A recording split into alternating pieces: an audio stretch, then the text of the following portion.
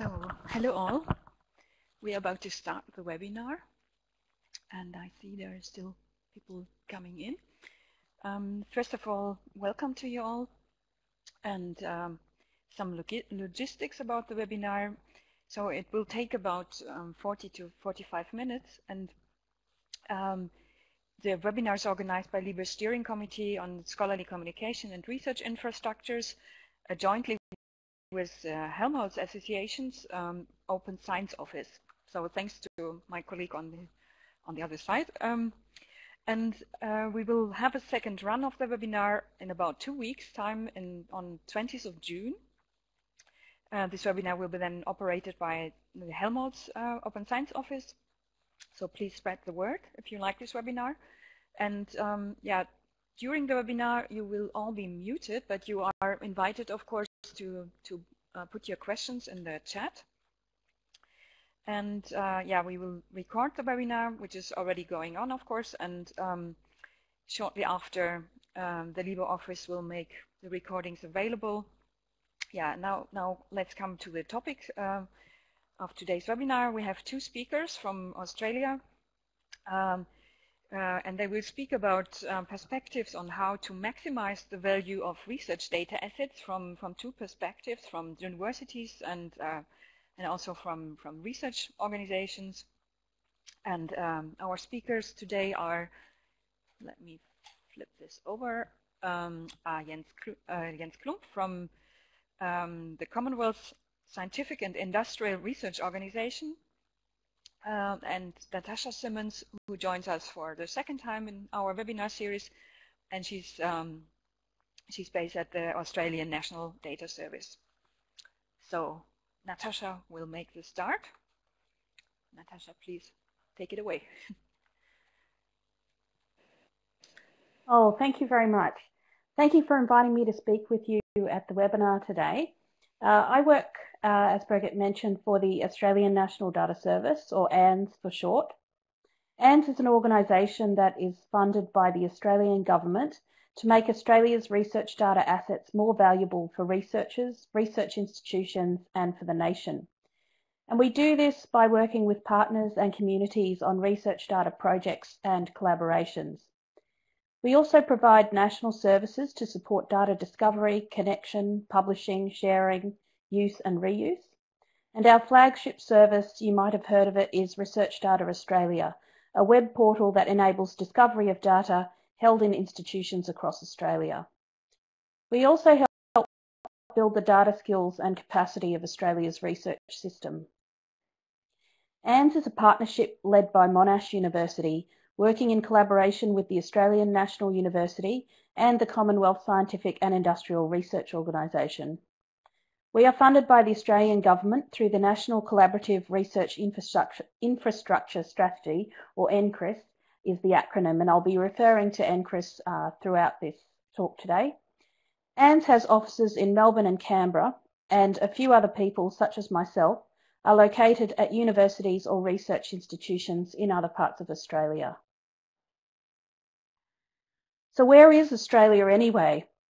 Well, we're in the Southern Hemisphere, or Down Under, as some like to call us.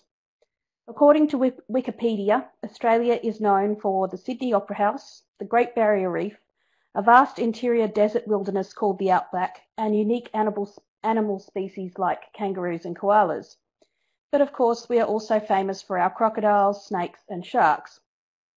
We're a big country in terms of size, over 7.5 million kilometres, but our population is smallish at around 24 million. We have an Indigenous population, but most people have come here from other countries. My father, for example, migrated here from the Netherlands. So it's quite hot here, as you may have guessed, and naturally most of the population is located close to the beaches. So I'm located in Brisbane on the east coast, and Jens is located in Perth on the west coast. So to get to Jens, my flight would take 5.5 hours. But luckily we catch up in person many times throughout the year at conferences and events, because the Australian research community is very good at collaboration. Australia is home to around 43 universities, with at least one university main campus based in each state or territory. Most universities have more than one campus and are located across multiple states and territories.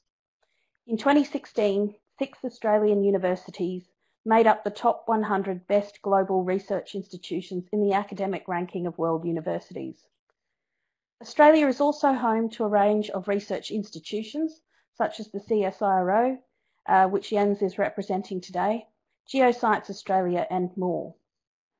NCRIS, which I mentioned, is funded by the Australian Government and drives research excellence and collaboration between 35,000 researchers, government and industry to deliver practical outcomes.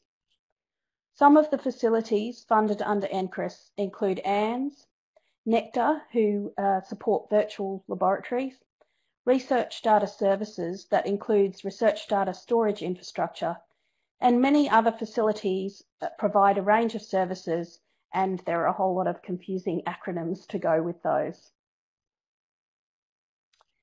Data are now recognised as a key asset underpinning Australia's economic growth and innovation. The Australian Government asserts that Australia's capacity to remain competitive in the digital economy is contingent upon its ability to harness the value of data. And underpinning this is a commitment to ensure, wherever possible, that non-sensitive, publicly funded research data is made open for use and reuse. We also have a code for the responsible conduct of research, and under the code, researchers and institutions are encouraged to manage and share research data. However, our 2 major funding bodies do not mandate data sharing. And so we face the same challenges as in many other parts of the globe, in that many researchers are reluctant to share their data, but they would like data to be shared with them. However, they do publish in journals, which more and more means that data is required as a precondition of the published article. And they collaborate with researchers from other parts of the world in funding programs which require that data be shared. So now that I've provided you with some background information about Australia and our research landscape, I'm going to talk about some of the things that are happening here to support data management and sharing. This is not a comprehensive talk of everything that is happening, as there are just so many things to cover. So instead, I will try to give you some of the highlights that I see and am involved with, so that you can perhaps follow up on the areas that you are interested in.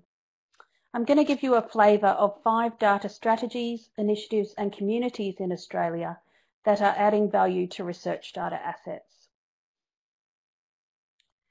Earlier this year, the Queensland University of Technology, or QUT, created a data management strategy which complements their existing institutional data policy.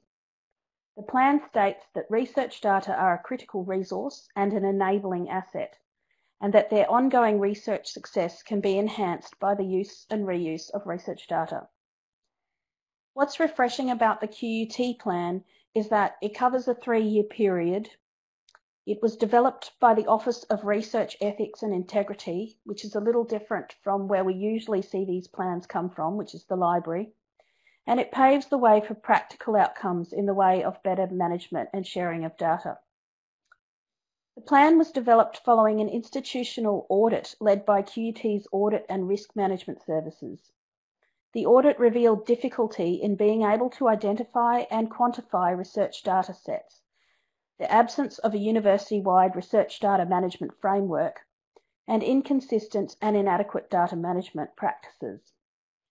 So a strategic planning group was formed, and they developed the research data management strategy with input from over 50 QUT researchers, service providers from the Division of Technology, Information and Learning Support, and key stakeholders including ANS. The consultation revealed that whilst data sharing was seen as a good and worthwhile practice, there was also a recognition of the need to protect confidential, commercial in confidence data, personal data, and data that underpins the competitive research edge in different fields. It also revealed a gap in awareness raising about the data services offered at QUT to its researchers. So the strategy aims to develop a culture which values data, to establish a university-wide research data management framework, and to enhance research data management infrastructure and services. And the central vision of the strategy is to recognise research data as a valuable asset and to make QUT's research data findable, accessible, interoperable and reusable, or FAIR, in line with best practice in research data management. And I'm sure many of you are familiar with the FAIR data principles. A second strategy is to rethink data management plans and tools. Data management plans, or DMPs, are a hot topic internationally. I'm sure you will have seen the Machine Actionable DMPs discussion paper published in Rio Journal by Stephanie Sims, Sarah Jones and others. The Research Data Alliance Active DMPs interest group at Plenary 9, which I was not able to attend in person, but I did tune in remotely, had an excellent discussion about DMPs and is now looking to develop 5 working groups. One around format specification and common standards, one on exposing DMPs, one on domain infrastructure specialisation, another on funder liaison, and one more on software management plans. So in Australia, we've recently formed a DMP interest group. The group is facilitated by ANZ, meets virtually, and is attended by people involved in RDM from institutions across the country and from New Zealand as well. At the first meeting, we asked attendees to participate in an online poll where they were to write one word that best describes DMPs. And this was the result. So you can see from this that DMPs are thought of in a very negative way by research support staff, and they are reflecting the experiences they have had with researchers in filling out DMPs. In fact, there was a session at the Theta conference in Auckland in May, which was entitled DMPs are failing to create the cultural change they are meant to inspire. And in that session, my ANZ colleague Catherine Unsworth put it to the audience that DMPs do not mean that data has been managed, and that the reasons researchers fill them out are to meet funder or institutional requirements rather than to better manage their data. So what can we do about this problem? One idea is to mandate DMPs, and I'm not sure if you've tried this, but this was done by the University of Melbourne. However, still nobody filled the forms out. And it's not surprising given the DMP asked 90 questions and was 40 pages long. Another idea is to drop the P and create data management records, or DMRs. This is an idea coming out of the University of Queensland, who are building a system to support the DMR model. The idea behind the DMR is that researchers need to actively manage data at the project level, with adequate documentation at all stages of the data lifecycle, not just in the planning stage. And so by shifting the wording from plan to record, the result is dramatic. The DMP becomes more than a plan. It becomes a critical record through which the researcher directly manages their data and potentially engages with other university systems. So given that multiple parts of the proposed DMR relate to systems and processes around data, much of it can also be auto-populated as the data lifecycle progresses. If you would like to know more about the DMR idea, I suggest you read the blog post, which is linked to from these slides. We also plan to host an ANZ webinar on DMRs in the near future with speakers from the University of Queensland. The DMR idea has attracted a lot of interest in Australia and some international interest as well. So we'll keep talking about this and other ideas in our DMP interest group, and our goal is to link in with international discussions on this. Australian research institutions are also looking at connecting and integrating systems which contain information about research objects, including data. ANZ supports a research data information integration community to facilitate sharing of information, approaches and practices between research institutions on possible system functionalities used to store information about research data and integration needed to connect systems. The community activities include information gathering and exchange, a webinar series which has covered DMP tools, systems supporting ethical management of data, data storage, data publication, data archiving, and you can see those recordings on the ANZ YouTube channel. The community has also enjoyed workshops, and we provide a closed discussion list for institutions to share experiences and plans. And that community also supports the communication of requirements of systems with system vendors. Related to the RDII are monthly tech talks, which are a series of Australia-wide virtual and face-to-face meetings with inspiring talks and a panel discussion on a monthly topic. Events are held at various city locations and followed by informal networking by attendees. The purpose is to provide a forum for developers to discuss topics of interest to them and to enable a dialogue between developers and NCRIS facilities. Many topics have been covered, from security in the cloud to big data and analysis tools to data visualization tools. And the monthly Tech Talks now has an official meetup group, which is an online discussion forum, to help reach a wider audience and facilitate discussion around the monthly Tech Talks. Linking and tracking data is another important activity for Australian research institutions. And to facilitate this, ANZ supports a range of persistent identifier services from handles to DOIs. The new persistent identifier, or PID, on the block in Australia is the RAID, the Research Activity Identifier. So RAID came out of a project called the Data Lifecycle Framework Project, which was funded by NCRIS and involved a number of NCRIS organisations, including ANZ. RAID takes a project-centric approach. So a RAID ID is created for a project, and you can then associate processes, people and tools with the RAID so that you can track project activities, contributors and outputs throughout the research lifecycle. And this RAID project links into the University of Queensland's concept and the tools that they're building around the data management records. If you'd like to know more, there's a link to the RAID website for more information in these slides.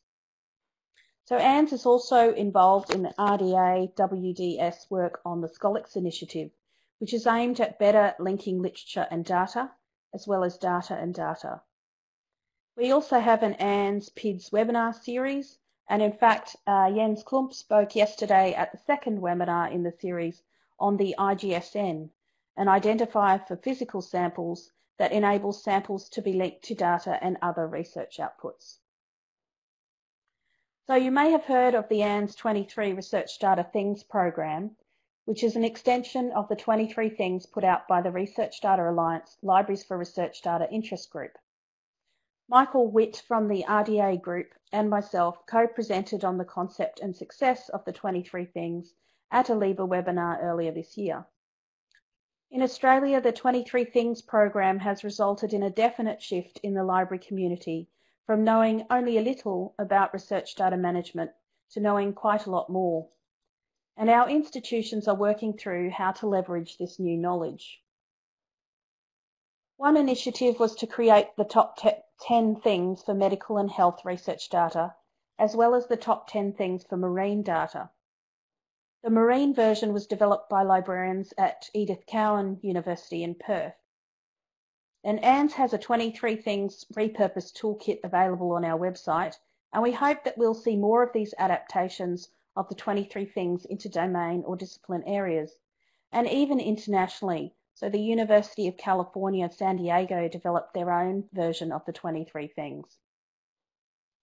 Another example is from the University of Melbourne, who have developed an online course for researchers called Managing Data at Melbourne. And one of their inspirations in developing the course was the 23 things. So their course consists of 6 short modules which outline the fundamental practices of good data management. So this brings me to the end of the presentation. It's been a very quick overview of some of the things happening with research data management systems and services in Australia, and I hope you learnt something from it. You'll have noticed I did talk a lot about communities because I think that is where our strength lies. If you're coming to the Open Repositories Conference in a couple of weeks' time, that will be in my hometown, Brisbane. So please say hello or send me an email beforehand if you'd like to catch up there. Thank you, and I'll hand over to Jens.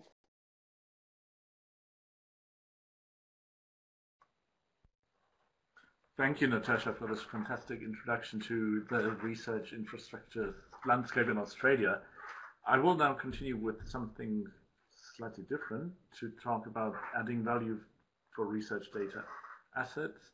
And by talking about value, I actually mean monetary value. When we think about creating value from open data and asking the question about building commercial services based on openly accessible data, isn't that a contradiction in terms? But is it really? When you speak to researchers, they will tell you that they spend 80% of their work in the whole data analysis life cycle in preparing data for processing. So a huge amount of work and a huge amount of time goes into preparing data before you even start working with it. So offering data analysis as a service could be quite attractive. There are a lot of sources around. There's everything from academic open access, things like volunteered information like OpenStreetMap, and has the Research Data Australia portal. CSIRO has the data access portal. There's data.gov.au where Australia's government data are made available, and many more sources. So there's something around that can be leveraged into services.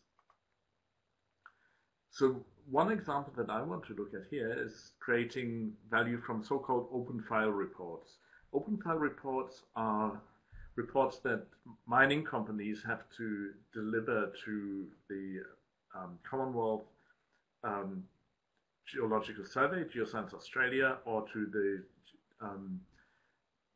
geological surveys of Australia's states and territories. After some time, these reports are made available, and by making more out of them than just PDFs, this would greatly enhance traceability and transparency of the value of the tenements held by the mining companies, and lead to a better evaluation. So what does that mean? So looking at a lot of data can be a lot of work. And if you have a noisy data set like this one, this is iron content in some drill core,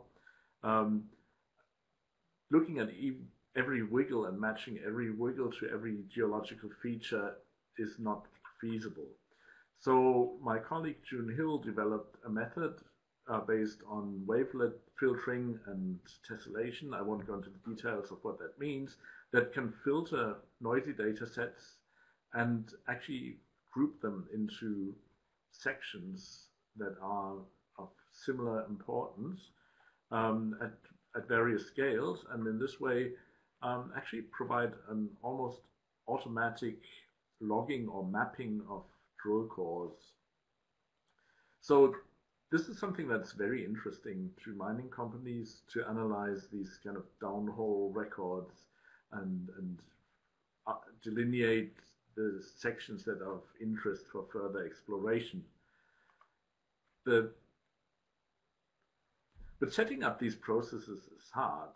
You cannot simply download something from GitHub and install it and run it. So there's an alternative, and this is to develop service-oriented science platforms. The idea here is to offer access to data, software, tools, and processing infrastructure through interconnected modules, and in this way enable multiple contributors to develop specialized solutions for specific data analysis questions. So why do we want to do that? So June's algorithm to filter noisy drill hole data was very successful, and she would have had lots of requests to do that for many more tenements, of course paid as a consulting job, but that would have eaten all her time. So she was looking for a way to automate this. And we have many more algorithms and tools around that would be helpful. And by creating these science platforms, we wanted to bring this all into one platform where this can be more easily accessed. This work doesn't come from somewhere, nothing. There are precursor works, and one of them is the Virtual Geophysics Lab. The Virtual Geophysics Lab was initially built to enable processing of quite specific geophysical data by a fairly specific group of researchers. This meant that there were a handful of data sets that you could subset for your investigation and then run a limited number of tools on them. The advantage for this was that these very large data sets were hosted on quite powerful infrastructures, and then the processing was run on high performance computing. So this made high performance computing available to a much larger user group than those who would usually have access to these resources. But still, it was a pre-canned tool with, as I said, specific data sets and a limited number of tools. But the underlying idea of standardized workflows is still valuable and valid. So the general idea is that you select a data set or provide it, then select the process and parameterize that process, select the compute infrastructure where this is going to run, and then it runs, and eventually you will get a result to then access or download. But this is only one pipeline. By making these elements more modular, we can then put them together into workflows that can be reconfigured, so that we then have data, tools, and compute resources that are loosely coupled by interfaces. And by basing the architecture on international standards and web services, they can be reconnected in multiple ways. And this architecture made the expansion of this idea to new fields of application relatively easy.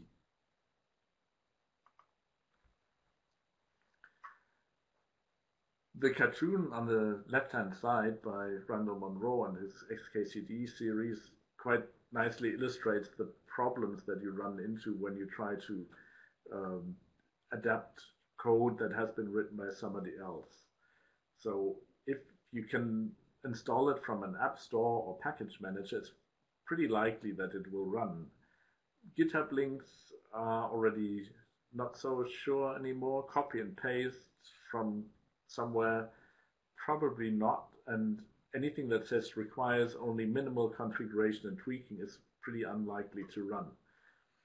So this means enabling new science applications requires that we make them portable from one system to another, but software as a service in the research sector is not mature yet and may never be, because research changes so quickly. In response to this challenge, we developed something called the Scientific Software Solutions Center, the SSSC, and this SSSC enables researchers to discover, deploy, and then share computational codes or snippets of codes or processes, both in a human-readable and in a machine-readable manner. So where do these snippets come from? They come from sandbox environments. We call them Wonambi.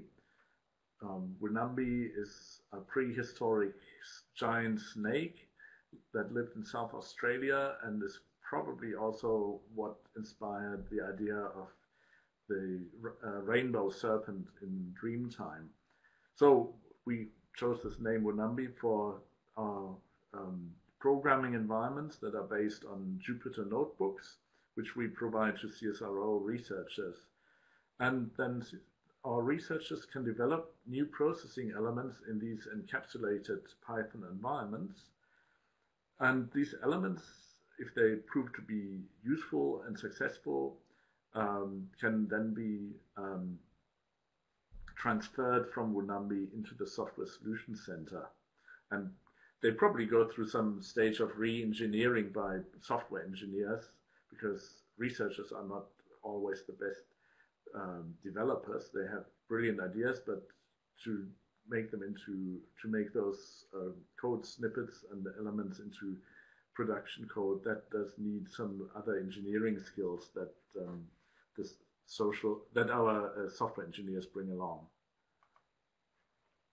So then we put all of this together into something that at the moment has the working title Industry Hub, Science as a Service, where we have some source of data which might be open or closed that is fed into the Industry Hub as the data that we want to work on, and elements that had been developed in the Wonambi environment, then transferred into the Scientific Software Solution Center, get then assembled in the Industry Hub virtual research environment into processing pipelines, which in the end produce numerical science outputs. What have we learned so far?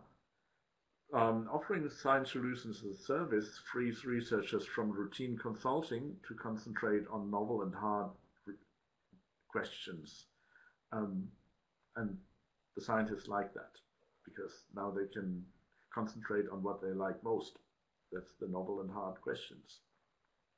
Industry clients, on the other hand, want solutions for well-defined problems. They are not interested in configuring and running data processing themselves or assembling pipelines or anything. So to have these pre-configured elements then assembled into ready-to-run pipelines, that is something that serves both of these stakeholder groups quite well.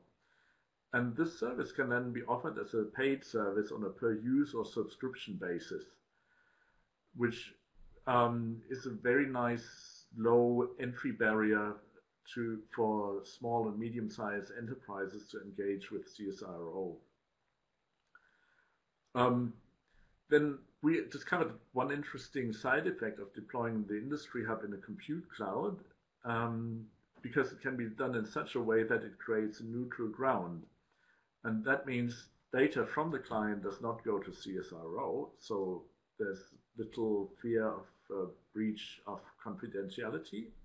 On the other hand, software, which is CSIRO's IP, does not go to the client, which then also addresses the concerns in CSIRO that the client might take the software and the IP and go and run. So this is also an interesting side effect that we hadn't anticipated when we developed this. So this is how we got so far with our work on creating services that create value from data, be it open or closed, and that can, if so desired, be sold. The service can be sold in a subscription or per use basis. And we're still working on it. But first results are quite promising. This is the work of many hands. So I also want to acknowledge the work of Rob Woodcock and Ryan Fraser in the context of the virtual labs that were the precursors to this. The work of June Hill and Jess Robertson on wavelet filtering and tessellation. The work of Ryan Fraser and Josh Vogt to develop the Scientific Software Solutions Center, and the work of Rob Woodcock and Ryan Fraser on developing the Industry Hub. So that's it from my side. Thank you for your attention.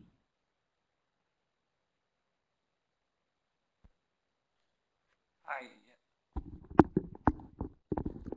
Hello, Jens and Natasha. Thank you very much for very interesting presentations. We now open the floor for questions to the audience. We've prepared a few questions. So, Natasha, you have introduced to us 5 strategies which have been proved useful for maximizing the value of research data assets. Do you have any additional recommendations for applying these?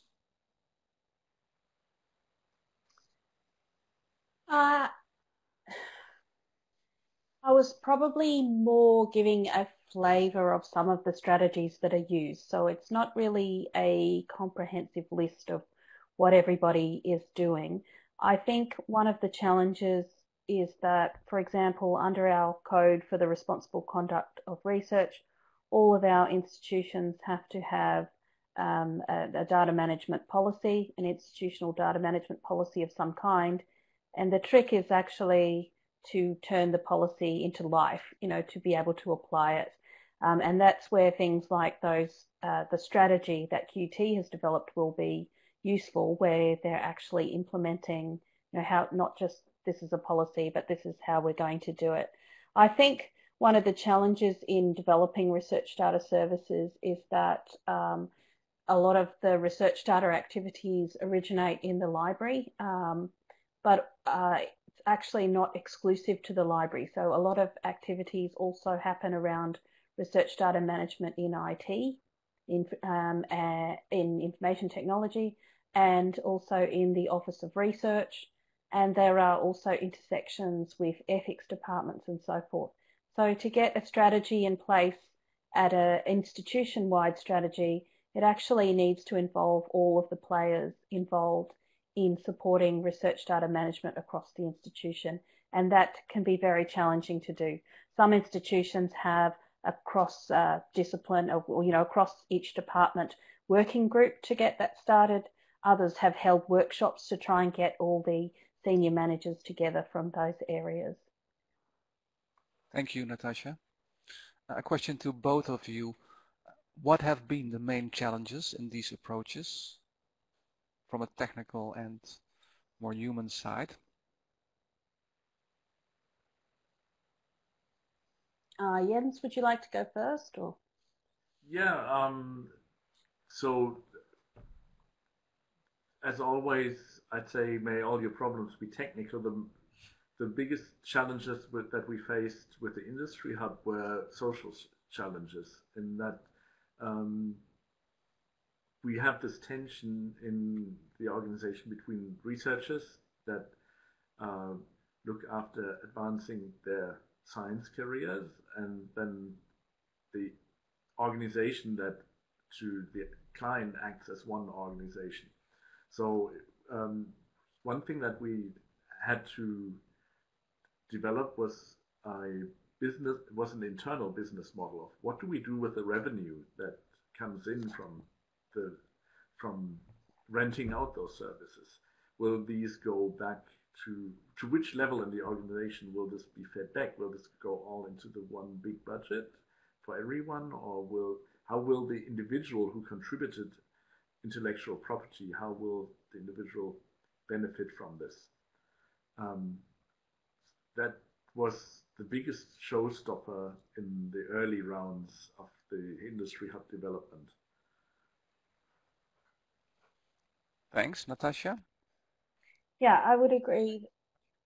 Yes, I would agree that social adoption of data management strategies is certainly one of the key hurdles. And a number of institutions have been able to develop some good technologies and sometimes forget to put human services over the top of them to be able to help researchers to use those new systems. And I think that's been a challenge.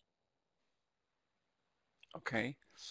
There are two questions from the audience, both on RAID, and I think the last question from Kaylee covers also the first one to some extent. How does RAID integrate with or complement existing bit systems like ORCID and DOIs?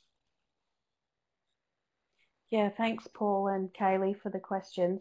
So RAID is still the project hasn't completed, and so I can only talk from my knowledge of that project to date.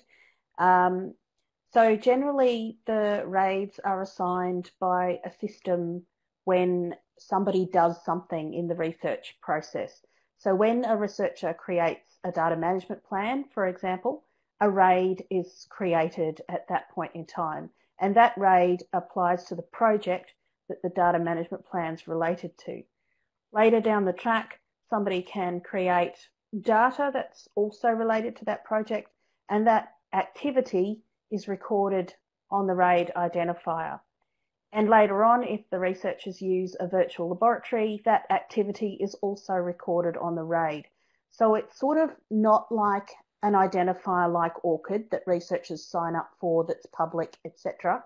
It's more like a container record, which contains a sort of audit trail of things that happen related to a project. And one of the things they're looking at developing is a group identifier so that they can also track the people and the groups who are associated with the RAID, with the project that the RAID is assigned to. And when people leave the group, that will also be tracked. And when people come back to the group, that sort of thing. So the audience for this is, I think, not researchers per se. It's more for institutions. I think it has some value for institutions in being able to track what project activities are happening at the university and what sort of activities are happening in relation to those projects, so they can track when data is created and what systems people are using to store it. You know, you're able to track when somebody uses a virtual laboratory, etc., etc., and that will help with planning and compliance from the university perspective. So there is a relationship with DOIs in that, you know, if the data is later published and assigned a DOI, that can also go onto the RAID. So they're just as part of that container record. So I hope that's given an idea. I hope that's answered your question, Kaylee. But thanks very much, Natasha. A question to both Jens and Natasha. It seems that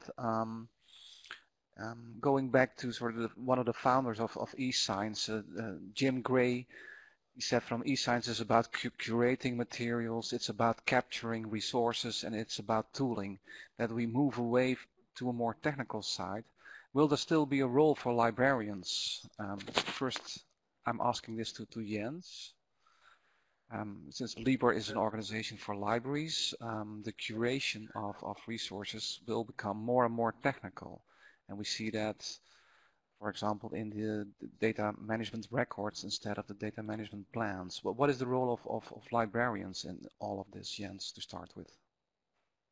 This is a very good question, which I witnessed again today when we had a meeting with a part of CSIRO called Information Management and Technologies. And Information Management and Technologies, IMT for short, incorporates the libraries. Now, with the shift towards digital resources also on the consumer side of information products, there was no longer the need to maintain, I don't know how many libraries within CSIRO across the entire continent. CSIRO is present in 55 locations across Australia. So I don't know how many libraries existed, but this was not a sustainable model anymore in the age where most content is delivered in digital form. So a lot of the library staff had to be reskilled to also learn about managing research data. Mm-hmm. And this is where I see a role for the libraries to broaden the horizon to more research assets than just those that fit on library cards. And IMT is very successful in that. Mm-hmm. So this is where I see the path ahead. Okay, thanks. And Natasha, how do you see these developments? Yes. I think there is a role for librarians. I am a librarian, and I see us as managers of information resources. It doesn't have to be books on shelves or focused just solely on library services either. There's been a very good blog post by Chris Erdman and his collaborators on librarians as partners in the research process, which is very much bordering on librarians becoming data scientists, and that is a very interesting read.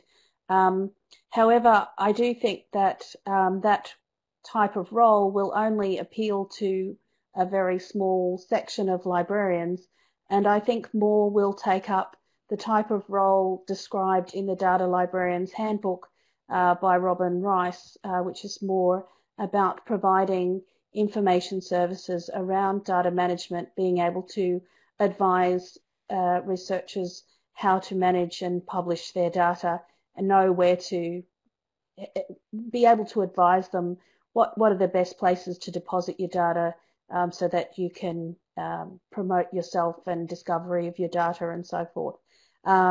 However, librarians do have to rise to the challenge, so to speak, and I think that's that they'd like to, and I think that's where our AND's 23 Things Research Data Things program, I think that's why it was so successful actually, because a lot of librarians do want to skill up in data management, and they do see this as a possible future career path, and I do hope that continues, because I think we have a very different perspective to those who come from an information technology background. And I also speak from experience because I was in information technology before I was a librarian, and we do bring a different perspective to the table. So I think librarians will have a critical role to play in data management now and into the future as well. Thanks. Another question for Jens to begin with. What would be the key focus of priorities for reskilling and upskilling of librarians for research data management and curation of data assets? Well, that's not easy for me to answer, because I see things from much more from a domain scientist perspective than from a librarian's perspective. But I think what helped a lot was to go into the labs and speak to the researchers and see how they work and understand what their information management requirements are. And this is where I think IM&T in CSIRO do a really great job in engaging with the researchers. And this is also where I find the outreach activities by ANDS quite good, to get in touch with the people on the ground, how they work, understand how they work and what they need, and then design the services around that. Mm-hmm. And Natasha, from your experience working in a library, what are the sort of the next steps for training, skilling, upskilling librarians? Yeah, I think, sorry? To meet the next challenges. Or to meet the next challenges. I think when we designed the 23 Things program, we did actually get input from librarians around the country, including librarians at CSIRO, to develop a program which we hoped covered some of the critical areas that can help librarians skill up in data management. I think into the future, apart from skilling up in some of the technology platforms, one of the things will be helping researchers to manage rights, ethics, and sensitive data. So data which, may potentially reveal the details of a person, place, or thing that could result in something very negative, and might prevent the data from being made open. I think librarians have a really critical role to play there. I think that's a really good skill to have, to be able to help researchers to anonymize their data so that it can be made available for sharing, because I do think that is one of the challenges that researchers identify when they are hesitant to share their data. Thanks, Sasha, thanks. Birgit, do you have any questions for our speakers? Additional questions? No, not at the moment. Yeah. Then I have another one for Jens, I think, talking about the compute cloud. Could you elaborate a little bit on that? Are you managing the project in Google Cloud, or what can you elaborate a little bit about the infrastructure you use? We trialed 3 different infrastructures. At least that's what I'm aware of, that we have our own research cloud in CSIRO. Then there's the Nectar cloud that Natasha mentioned, and we trialed things in the Amazon cloud. Okay.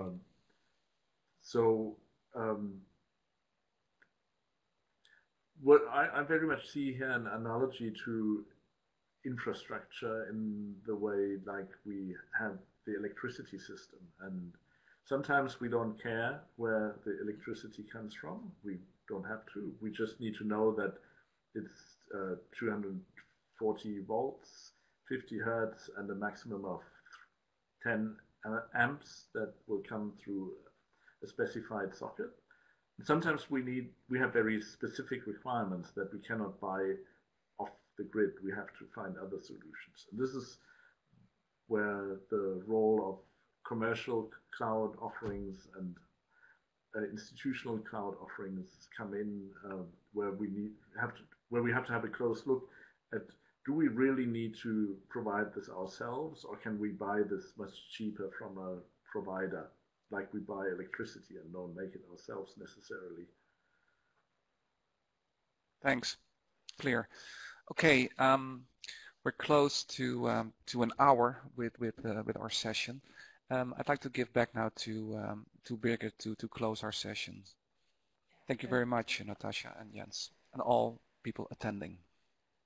Yeah, thank you all, and thank you very much for this interesting discussion, and yeah, the encouraging words about skilling and yeah, the strategies.